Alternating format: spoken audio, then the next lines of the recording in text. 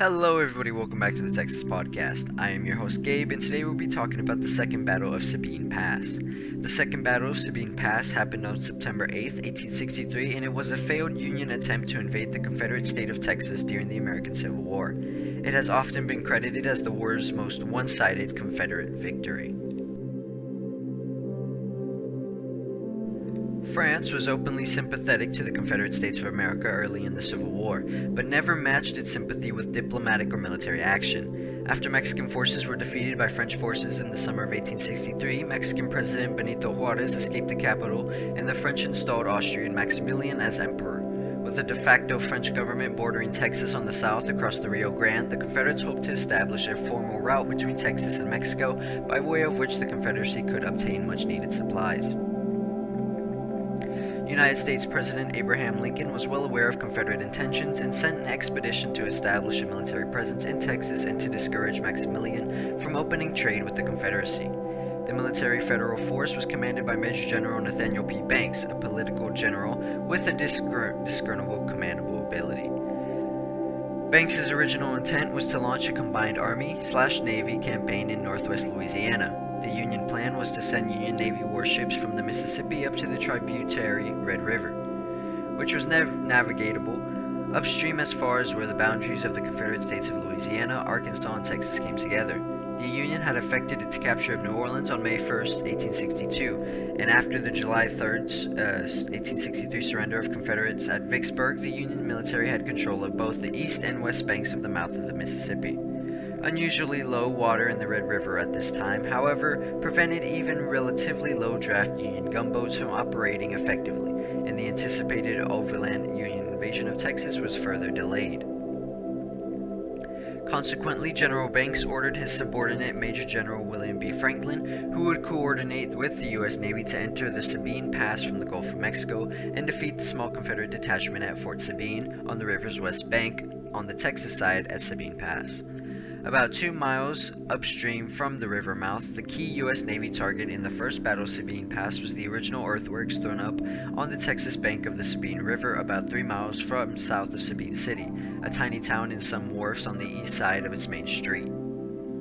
The U.S. Army battle plan was that after the U.S. Navy gunboats silenced the guns at Fort Sabine, the wave of about 200 U.S. infantrymen riding the deck of one of the main fleet's reserve gunboats would debark immediately below the fort and effected the fort's surrender. The main fleet, less than 5 miles offshore and well beyond Confederate gunfire, contained as many as 20 vessels, which carried U.S. Army regulars as many as 5,000 men, according to official records. A small artillery was included. The company-sized initial landing force was then to take Sabine City and secure the area for the main force. After the main force was landed and united with the initial assault company, the intention was to march the few miles north to the railroad and cut the railroad between Houston and Beaumont. Once done, the U.S. Army would force march east, presumably destroying the rail line as it went, and attack Beaumont. This action would deny Sabine Pass and the natural shallow water harbor Sabine Lake upstream from the Gulf about 6 miles to blockade runners and sever railroad access of Houston and central Texas to Confederate forces in Louisiana and beyond. If Union forces were to succeed, the only rail line between Texas and the Eastern Confederacy would be under Union control. Considering the dominant size of the Union Expeditionary Force, taking control of Sabine Pass and environs was not expected to be a great challenge to U.S. forces. To prevent intervention from Confederate forces in Louisiana that consisted of Brigadier General Thomas Greene's 1st Cavalry Brigade and Brigadier General Alfred Moulton's Infantry Division, the Union Division of Major General Francis J. Herron moved to Morganza as a diversion, which precipitated the Battle of Sterling's Plantation. Fort Sabine had been renamed Fort Griffin in honor of an earlier commander, Confederate Lieutenant Colonel William H. Griffin, although this was not shown on Union maps since the First Battle of Sabine Pass in late September 1862. The Confederate detachment residing at the Sabine Pass fort was the Jeff Davis Guards, named for Confederate President Jefferson Davis, a company of mostly Irish-American men from the Houston and Galveston area, recently had merged into the 1st Texas Heavy Artillery. They were stationed at the hastily built earthworks a mile upstream on the southwest bank of the pass. When the battle began with the Union gunboats bombarding on September 8, 1863, at the fort were 46 men, all but 2 or 3 members of the Davis Guards. Under the immediate command of Lieutenant Richard W. Dowling, Davis Guards had mounted their units 6 old smoothbore cannons on the elevated platform of the small earthen fort. Although unimpressive to the Union observers and scouts, the fort's gun positions were high enough to afford a clear view of the horizon for many miles. The flat marshlands stretched northeastward into Louisiana, westward toward Houston, and southwestward toward Galveston, northward toward Port Arthur and Beaumont, and southeastward into the Gulf of Mexico. The nearest observation point affording a view of Fort Griffin, other than that, the mast top of a naval vessel seaward of the pass.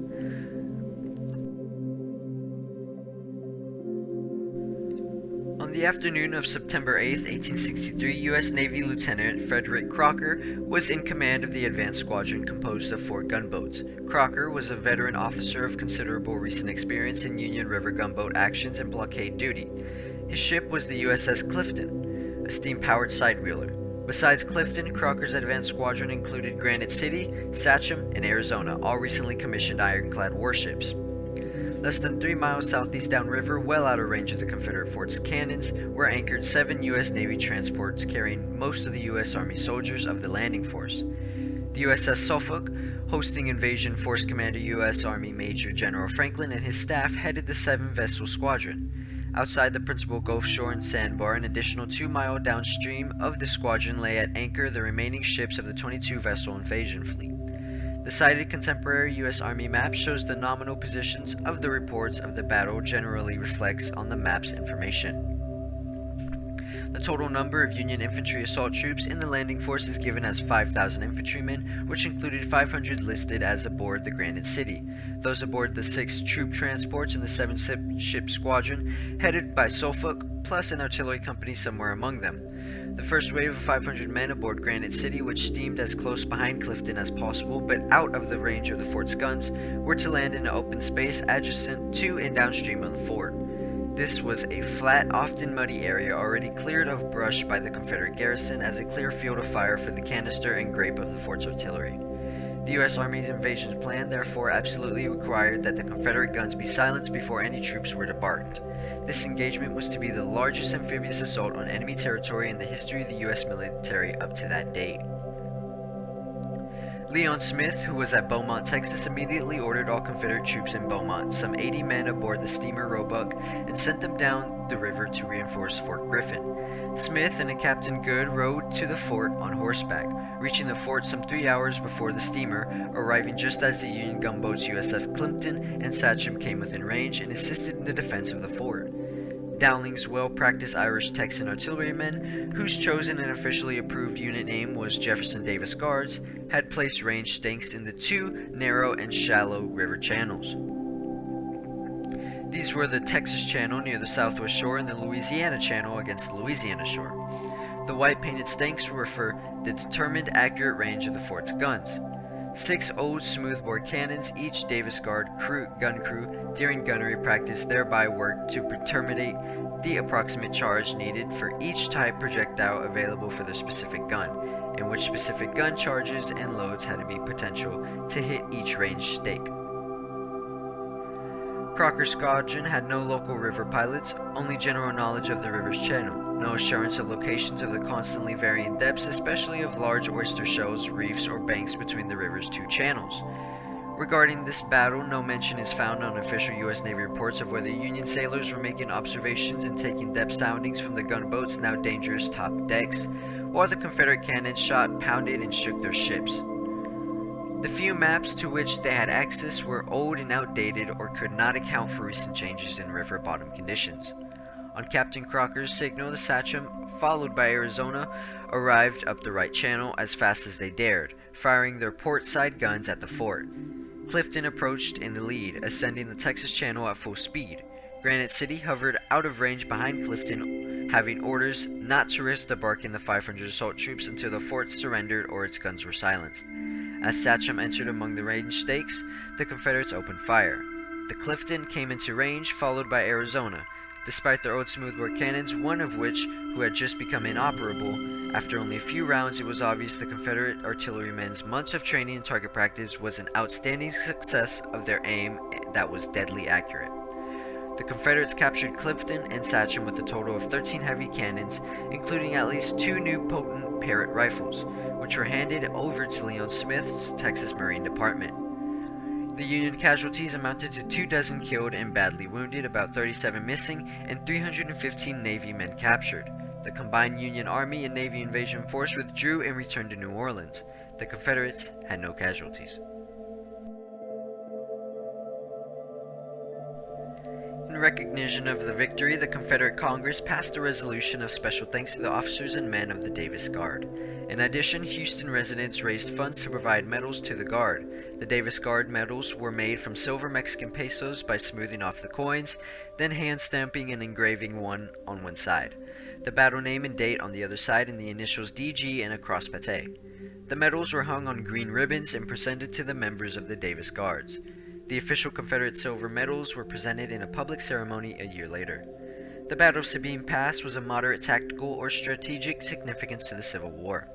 A Confederate supply line from Mexico to Texas had existed out of the port of Baghdad since the outbreak of the war, but was held by the increasingly isolated Mexican Republicans. By the time Imperial French and Mexican forces captured Baghdad in 1864, a supply line to anywhere in the Confederacy east of the Mississippi was no longer feasible on account of the Union victory at Vicksburg in July of 1863. The Confederacy was therefore forced to continue its reliance on blockade running to import valuable materials and resources. That is all for the Second Battle of Sabine Pass. I hope you all enjoyed, and I'll see y'all in the next one.